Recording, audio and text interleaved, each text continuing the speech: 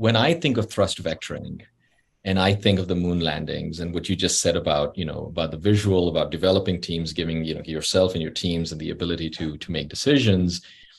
The single most important component for me in that whole story is we need to know where X is. Mm-hmm. Absolutely. So you can give yourself the best technology and the best maneuvering capability and all that stuff, but the key component is what's X. So where do we need to get to? Is kind of so. What's your notion? Like what's your perspective on that? Let me. I just wanted to ask you that question. Is as you've done this for 25 plus years, right? We just talked about your background as you've developed high performing teams with the skill set to then direct the broader organization for growth.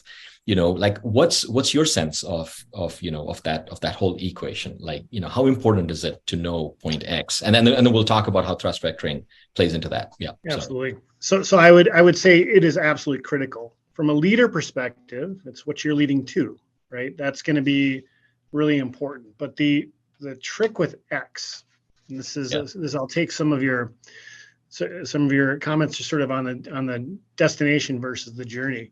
Yeah. The destination is actually the journey between where you are and where X is. And that's the importance of that thrust vectoring. That's where you need to invest your time.